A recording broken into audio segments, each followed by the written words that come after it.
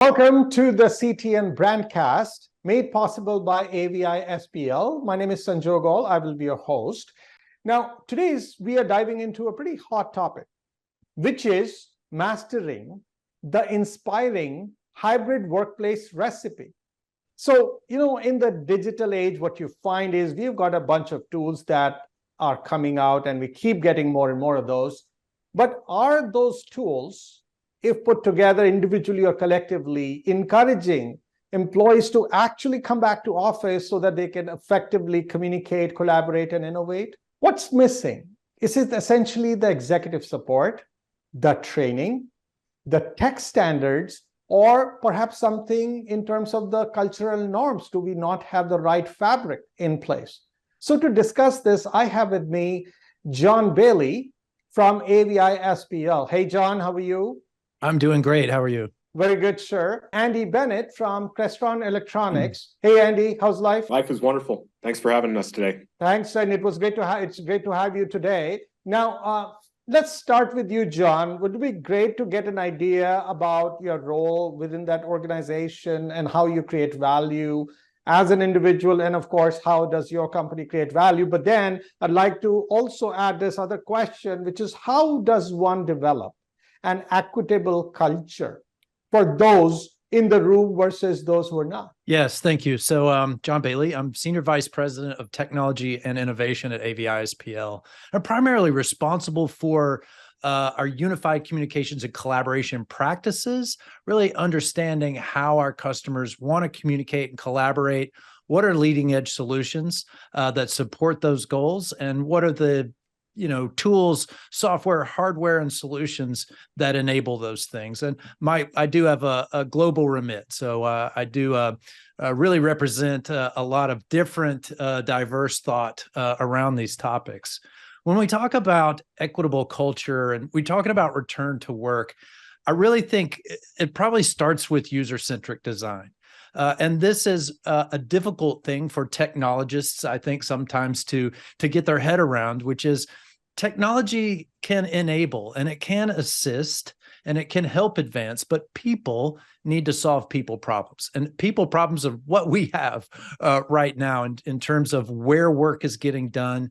How do we maintain corporate culture when we know that our employees are now spread out across different office locations, or they're home, or maybe they're on a train or an airplane or commuting somewhere? So big challenges there. I think, for meetings, that includes a lot of different factors. As I just mentioned, company culture, geography, national identity, inclusiveness, multi-generational workforce, all of these things really need to be considered. And to that, I would add what we would call meeting taxonomy. So what are the types of meetings that need to happen? Because we don't want to design a meeting experience for scientists and then try to give it to a finance department. So what are the tools and solutions that are needed? And an easy one to sort of point out is whiteboards. Some meeting cultures require whiteboarding, and for some organizations and meeting types, that whiteboard is very important. But how do I extend that experience out of the meeting room? How do I make that not only an equitable experience, but an experience that everybody can actually participate in? And then secondly, to the whiteboard example, not every meeting needs a whiteboard. So let's not put technology in place where technology isn't needed. Again, tech, I think it's simple enough, but I think we fall into a trap when we expect technology on its own to resolve some of these problems for us, because we really need to understand human factors and human experience before we can apply great technology to help us solve. And Andy? Yeah, thank you. Andy Bennett. So I'm the Vice President of our dealer channel for North America. I have the unique opportunity of being able to work not only with our network of national integrators, but also work directly with a lot of our largest end users.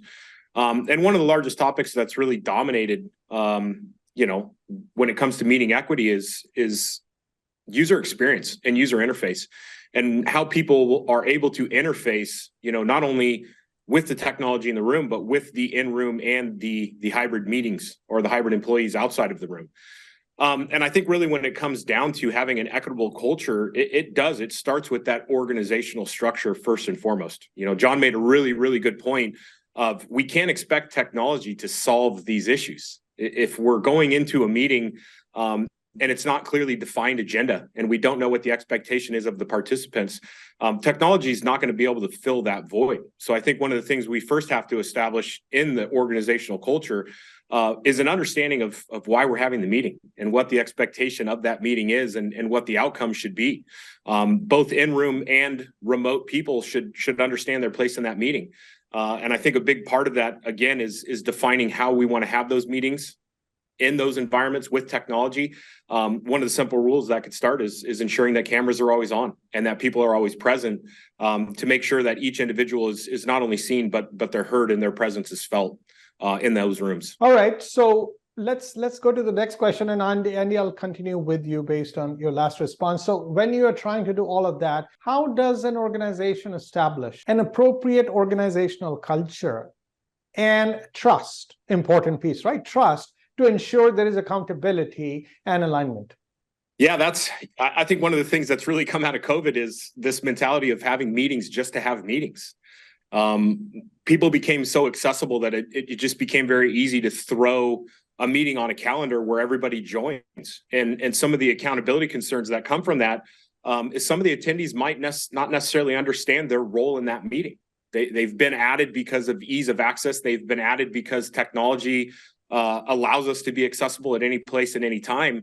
And now we have a lot of attendees that are in a meeting space that maybe aren't adding value or even deriving value from that specific meeting place.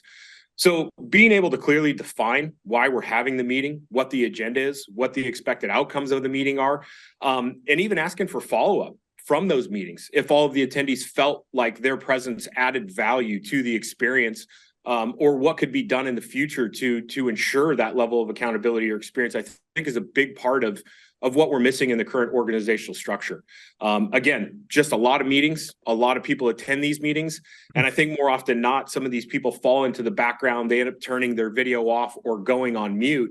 And now, again, they're not adding value to the meeting or pulling value from that meeting. And it turns just into a lot of wasted time. And unfortunately, that means a lack of productivity. John? Yeah, 100%. Violent agreement, Andy. So, once again, and no surprise, but I think camera on culture, that's a way to say it. I mean, it's so important. And we think about this word, trust. That's a complicated word, and there's a lot going on there. Trust is obviously earned, and it's earned over time, right? So camera on, I think it's really important so that we know that everybody's engaged. Now then, let's take it to that next step of engagement. Why are people engaged or not engaged? Again, is it the right type of meeting? Is this a meeting where my engagement isn't really important? Am I a consumer or am I a contributor? So setting the sort of ground rules, the boundaries and expectations for collaboration with the meeting is critical. And then technology can support that. But meeting facilitators have to set the stage for meetings inclusiveness, meetings where every voice counts. And the whole point of us all being together in the meeting is to make sure that we're sharing our thoughts, sharing ideas, and developing more, right, than what any one given individual could really do on their own. So I think, in terms of accountability, I think we're also transitioning. I hope there are some things we've learned in the positive over the past couple of years, right? And maybe one is outcomes are more important than just visually being able to see everybody work, right? And that is a traditional tenet of the workplace. And in some cultures, it's extremely important that managers can look out and see an entire force working together. That's a visual cue that we're moving the ball forward. But ultimately, outcomes are what drives businesses. And so how do we ensure those outcomes and ensure that our employees are empowered there? And so, I think when we talk about accountability and alignment, it's really about enabling employees to go out and achieve the goals of the company. And arguably, that's better done at a more tactical managerial level than it is at a senior level. Individual teams and groups have a better view on their individual tasks, orders, and individual goals, and are better able to achieve those in the ways that they say fit. So maybe empowering managers to determine which days are we going to be in the office, who is important to be in the office, is more important than a statistic of 49% or 55% occupancy. Now, think about goals and incentives, John. Do you think we can use them to encourage the right behavior, which in turn helps them do the right things, which in turn helps them increase performance? I think it is. And, I was in a fascinating discussion earlier this week around productivity measurement and, Department of Labor statistics in the U.S. Saying that productivity was actually contracting by a point to a point and a half just in the last 2 quarters. If that's what is the measure of productivity? Because in traditional classic business sense, we know when the company's being successful, when profits are up, when top line sales are up, when speed to market objectives are being achieved, then we are productive. But how do we trace productivity back to collaboration technology? It's a difficult thing to do. And I think our industry has more work to do there, right? To really understand the impact of collaboration on business outcomes and goals. Andy, what have you seen in this regard, the goals and incentives and the increased performance? Yeah, one of the things I want to really hit back on, and I think John just nailed it right on the head when it comes to this conversation point, is outcome drives business. And I think when we talk about productivity and we look at how productivity has either increased or decreased, it's based on how the employees feel about their contribution to the environment that they're in. And we've talked a lot of times about really a separation of classes that started to exist, coming out of the pandemic. And those 2 classes were the in-office employee versus the remote office employee. I know me personally, I feel like my productivity increases tremendously, being at home. I have a confined workspace. I'm able to focus on the task at hand. Whereas anytime I'm in the office, there's 10 or 15 other employees here that could draw my attention away at any given point in time. So how we really define productivity and what we're looking for when we look for individual employee contribution, I think is something that still needs to be clearly defined. It really depends upon the role type. I know engineer types can get a lot more done at home than they can do in the office where there's distractions. But the same thing can be said about salespeople, where we might see their productivity diminish if they're living from home as opposed to being in the office and driving forward with opportunities. So again, I think the most important thing we could do here is redefine the culture and what the expectations of the individual employees in their specific tasks are, rather than just looking at this from a holistic view of, well, the company overall is productive. That doesn't help the individual employees understand what their contribution or lack of contribution adds. Now, while you work on the culture, would there be anything specific or a set of things you could do with respect to creating a workplace and workspaces that encourage people to return to the office and actually boost that on-site employee satisfaction? Andy? Yeah, absolutely. One of the things that came again from the pandemic was our ability to be incredibly comfortable during the course of the day. Our home environment provides large levels of comfort. The ease of access to a kitchen, or the ability to pop outside and get some sunshine.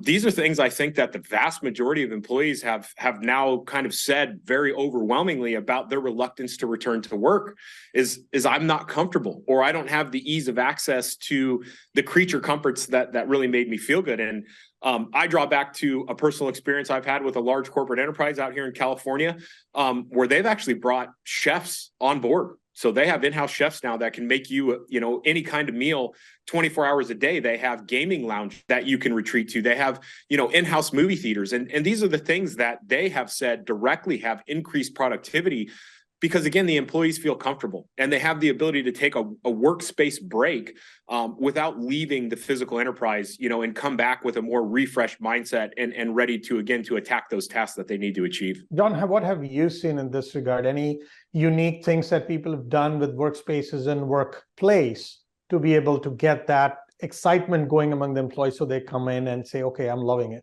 Yeah, I mean, and just a quick side story. Talking to a friend of mine earlier this week, also, his daughter had just graduated from college 2 years ago and immediately went to employment, got a job right out of school. And the first 2 years of her work career, she never went to an office. She worked from home exclusively, and she was being recruited by a company that required in office. And she said, Dad, I really don't want that kind of job. I'm just used to working at home. And he said, well, you know what? Let's give it a shot. Right. I mean, and this is the culture too. Like, well, why not just give it a chance? Let's go look at it. Right. They went and toured the office and she came away amazed. And it wasn't just, the snack bar, the ping pong table. It was the culture and the dynamics of being in an office with other people and creative people and what that environment feels like. I think that's extremely compelling. Now, there's no doubt having a great, compelling workplace is important, and all the extra bells and whistles are nice, but I think compelling environments is really important. One thing we focus on a lot are thinking about experiential design. What is the experience coming into the office? What is my workday like?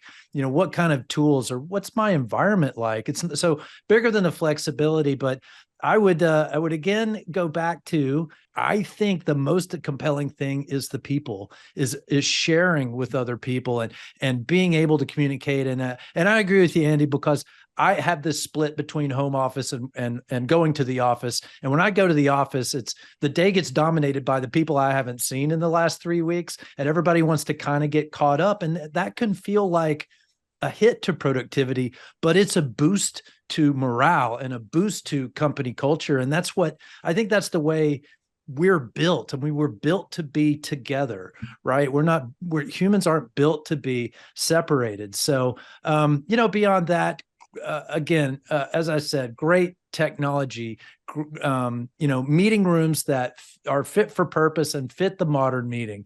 And maybe we can begin to rethink the, slab of wood surrounded by chairs on all sides format, and get to, more engaging environments. And this is an area where technology is behind, and it needs to bring us forward, because it's sort of the self-fulfilling prophecy of, when we build rooms around technology iterates around that design. So we need cameras not at the front of the room. We need cameras in the middle of the room. We need cameras all around the room. I would argue we need displays more all around the room than that singular sort of pane of glass that's stuck on the wall over there, where all those remote participants are forced to sit. So there are a lot of things that we can do in this space. And one other thing I would add, and something that is a service that we offer at AVI-SPL, is in virtual reality experiential design, is being able to mock these spaces up in VR and then experience what they're actually going to be like, instead of having to actually build out and pilot a lot of spaces, which is time consuming and costly. So we can rapidly iterate what these rooms feel like, what they look like, and how the technology fits in a virtual reality environment.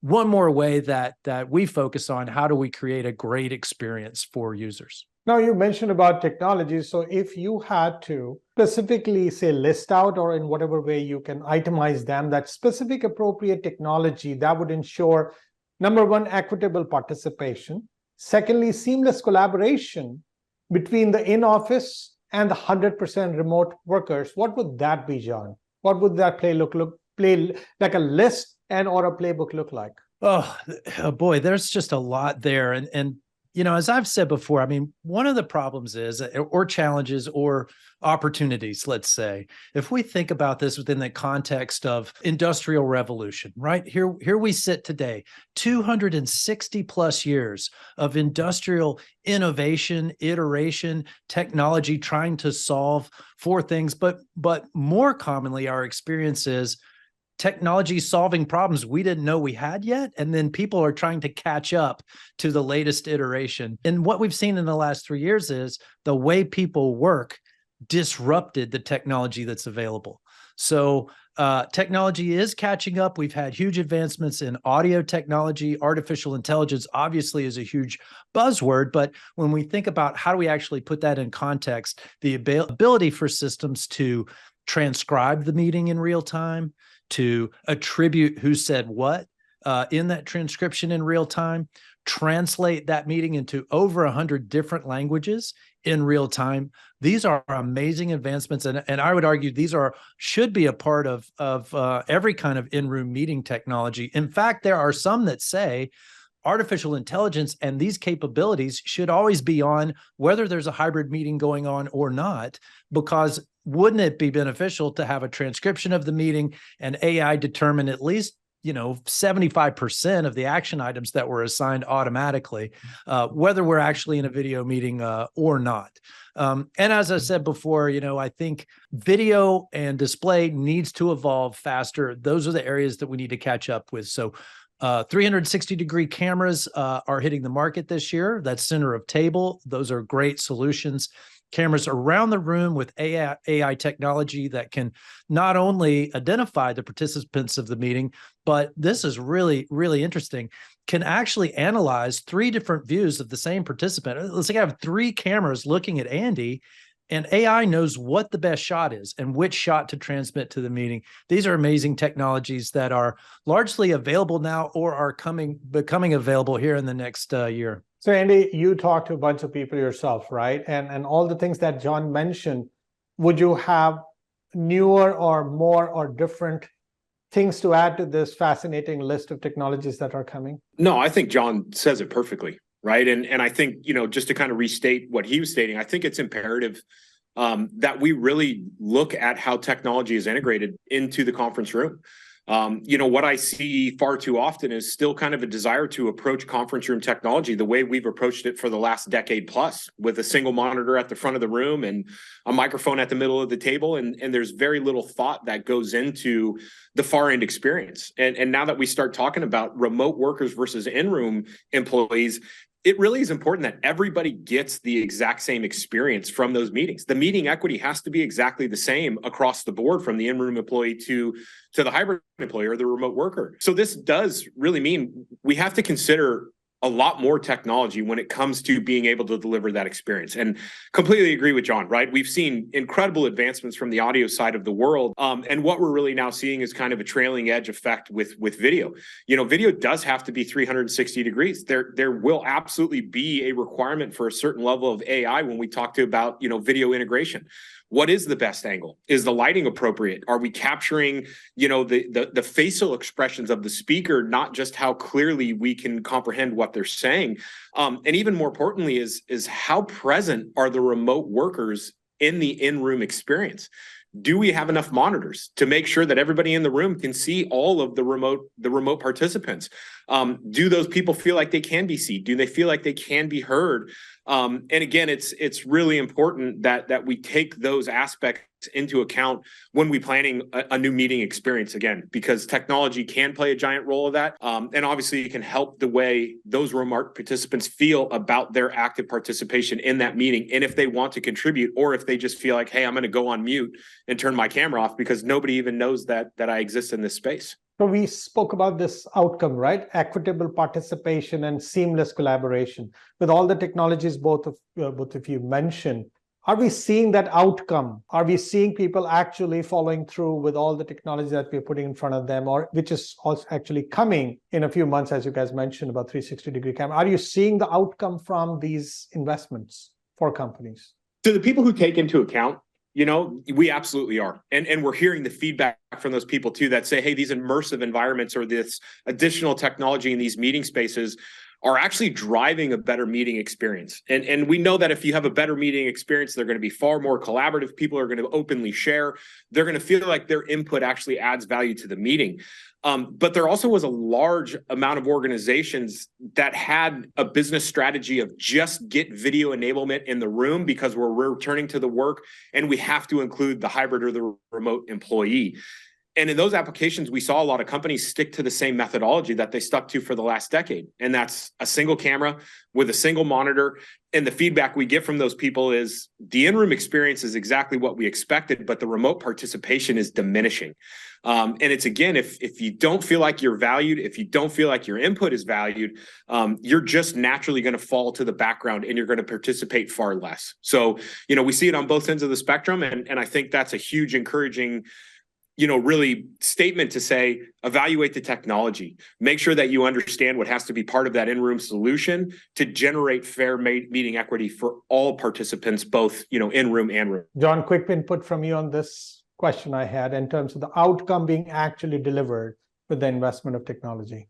Yeah, again, I think it is difficult to trace outcome back to, very finite investments, but I'll give you one example of a way that's very easy to understand. And that is when we attempt to start a meeting and the technology isn't working, or the users don't understand the technology, it takes 15 minutes to maybe actually get the meeting underway after people have fumbled around with the stuff.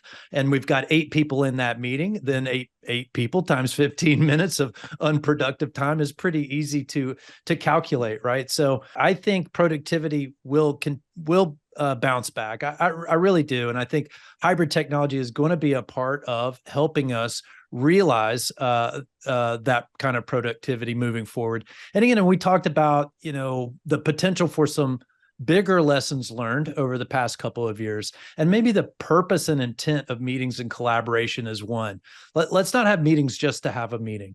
If we're having a meeting to review a PowerPoint deck, I could review that at my desk. Let's have a meeting to talk about that PowerPoint deck, get feedback on it, contribute to it. So maybe those are some possible positives. I would also say that bigger maybe than the return to office metric, we should think about who do we want back in the office.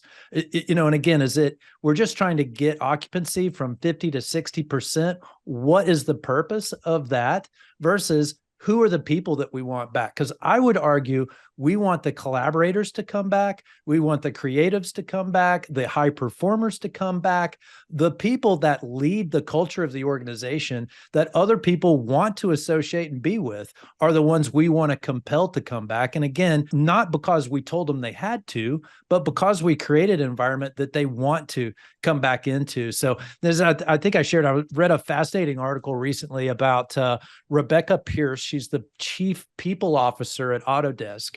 And her vision for this return to office and something they created called Flex Forward, which is really about not how do we tell people to come back, how do we compel them to come back? And as I said before, how do we empower managers to carry that message, compel the employees, but also make the decision about when is it important and who is it important that should be back in the office versus just sort of casting this blanket mandate of everybody's going to be back. And this is the common one, 2 days a week, and it's not going to be a Monday or a Friday. So you pick Tuesday, Wednesday, Thursday, which days you want to return. All right. So Andy, how do you enable visibility for employees to see how their work actually impacts the desired business outcome? Because they have to see the connection. Yeah, they do have to see the connection. And, me personally, as a manager, I adopt the lead from the front mentality.